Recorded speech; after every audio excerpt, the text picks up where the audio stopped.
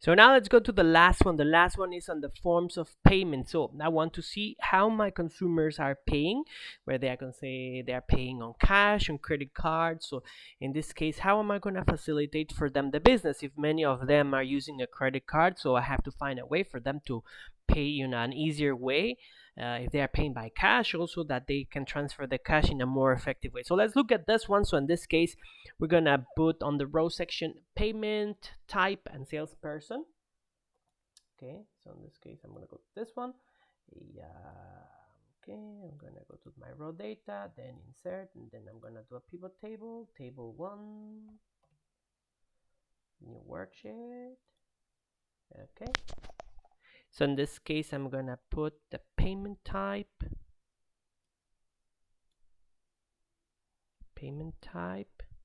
and the salesperson. I'm gonna tell you why. Okay. And this one also, we're gonna expand. We're gonna collapse the entire field. We're just gonna leave it like that for now. And then after that, what we're gonna do is on the value section, we're gonna add the count of revenue and sum of the revenue.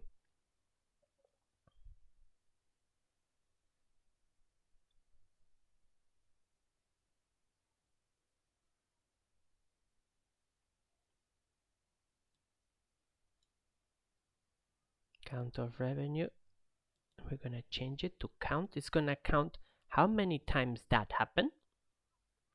And then on the other one, we're gonna do the sum of revenue displayed. Also revenue.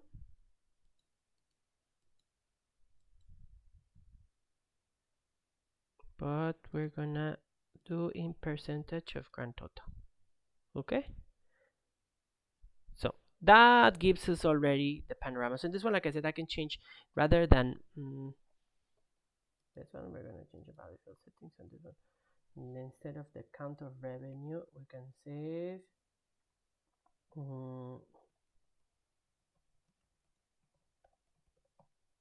number of payments. Okay, and then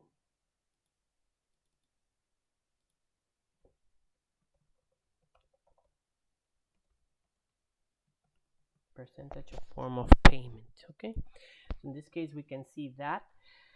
So when we look at this data, we can see let's rearrange it. Also sort from largest to smallest.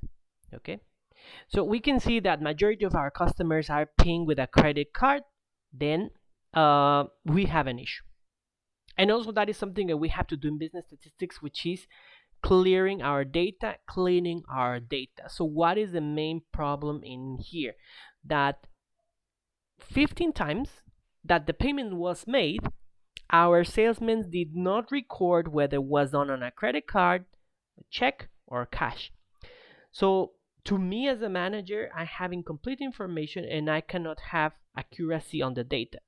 So I have to clean this. So what's a managerial action that I'm going to do in here? And actually it says in here, we're on forms of payment. So in this case, for example, like I said, a best performing form of payment. Let's look at this one. Credit card is my best form of payment. Then main problem with this data is that a lot of my employees are leaving it empty. They don't tell me what form of payment it was. Okay, and what should I ask my employees to do? Well, I should ask my employees to fill that information, because for me it's very critical to know what form of payment is better, so I can offer better discounts to my customers, or offer them better ways of paying. So if I were to do a corrective action, who am I gonna scold? Do I know? Just by looking at this one, I don't know. But if I open it here, then I can notice that, and then I can sort it as well, largest to smallest. So guess what? Your Nancy Freehaffer, which on a video earlier we say that she's the best seller, also she doesn't care about her paperwork. She just like sells and is happy with that, but she doesn't care. So I'm gonna first call the attention of Nancy Freehaffer. Then Laura Giussani and Ann Larsen, you girls are not filling your forms properly. Andrews, Zini, and Sergenko, they just did it once. It's not a big deal, maybe sometimes a slip.